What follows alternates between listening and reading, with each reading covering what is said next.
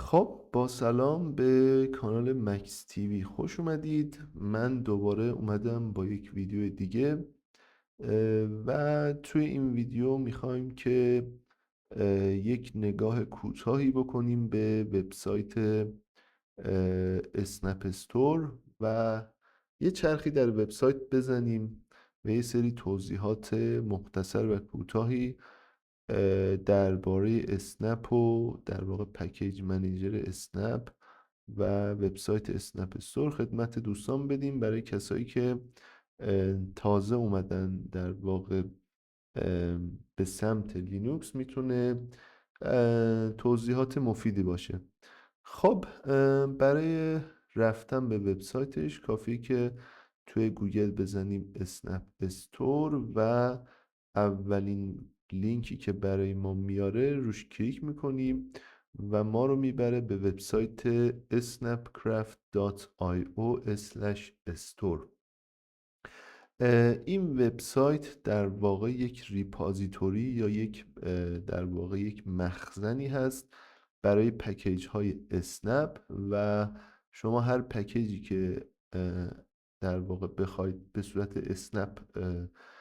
نصب بکنید میتونید اول اینجا جستجو بکنید و ببینید که آیا اصلا اون نرم افزار به صورت اسنپ در اومده یا خیر. و یک توضیح مختصر داخل پرانتز بدم، البته اینو توی ویدیوهای در واقع آینده یه سری توضیحات بیشتری درباره در واقع یه سری ویدیوهای بیشتری درباره اسنپ میسازم، ولی خب علل حساب اینو بگم که در واقع ایده اسنپ این بود که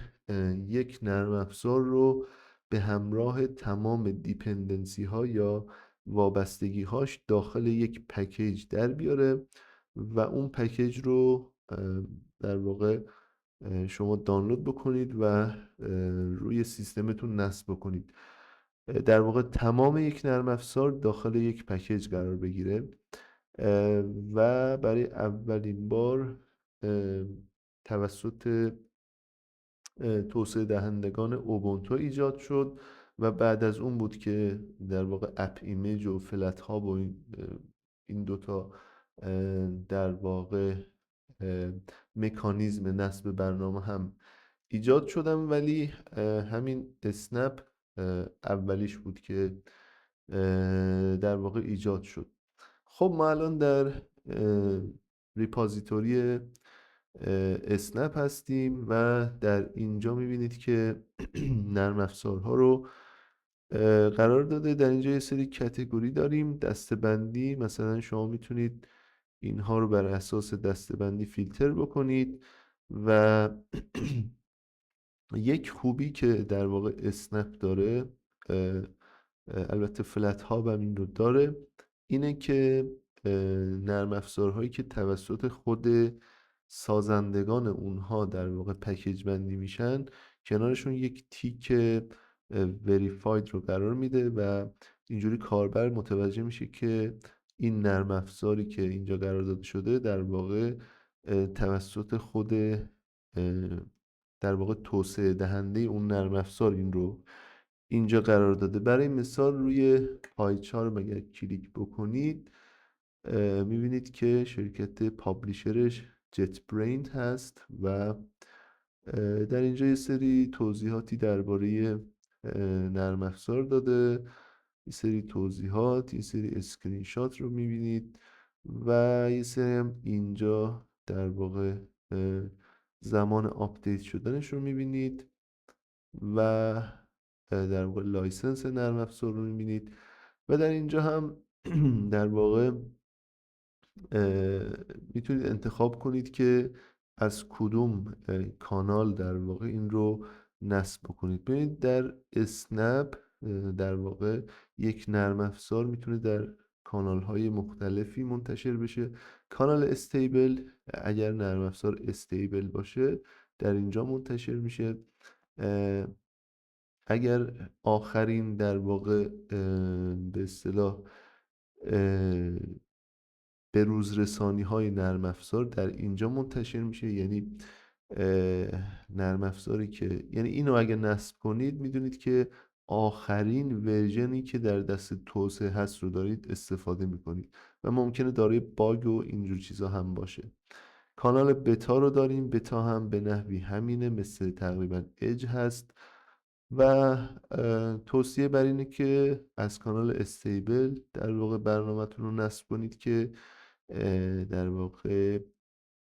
باگ کمتری داشته باشه. خب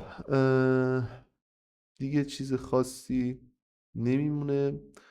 و در اینجا میبینید که جت برینز در واقع اگر روش کلیک بکنید شما رو میبره به صفحه توسعه دهنده. در اینجا یه سری اطلاعاتی درباره جت برین به شما میده و میگه که 16 تا اسنپ رو پابلیش یا منتشر کرده. در اینجا لیست نرم افزارهایی که جت برین به صورت پکیج های اسنپ منتشر کرده رو میبینید و با یک کلیک میتونید اینها رو در واقع شما روی کامپیوترتون نصب بکنید و استفاده بکنید.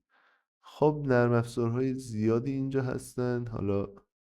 همش رو نمیتونیم توی ویدیو نشون بدیم، ولی شما اگر اسم نرم افزار رو بلد باشید میتونید راحت اینجا مثلا سرچ بکنید VLC و میبینید که نرم افزار VLC رو برای شما به راحتی پیدا میکنه. یا مثلا OBS اگر بزنید میبینید که OBS استودیو رو براتون پیدا میکنه. اینجا نوشته که آن official، یعنی این پکیج در واقع OBS استودیو توسط اسنپ کرافترز در واقع پکیج بندی شده به صورت اسنپ و منتشر شده و خود توسعه دهنده ها این کار رو نکردن. حالا این اسنپ کرافترز کیا هستن اینجا توضیح داده. یک گروهی از علاقمندان به اسنپ پکیج هستن که با هم دیگه کار میکنن و اپ ها رو به صورت اسنپ در میارن و روی اسنپ استور قرار میدن. خب دوستان زیاد ویدیو رو نمیخوام طولانی کنم و انشالله تو آینده ویدیوهای دیگه ای هم برای اسنپ در واقع میسازم. اگر پیشنهادی دارید توی کامنت ها حتما برام بنویسید و به پیشنهاد بدید که چه محتوایی میخواید و درباره چه موضوعی دوست دارید محتوا تولید بشه و من از پیشنهاداتتون در واقع حتما استفاده خواهم کرد. خب تا یک ویدیو دیگه شما رو به خدا میسپارم.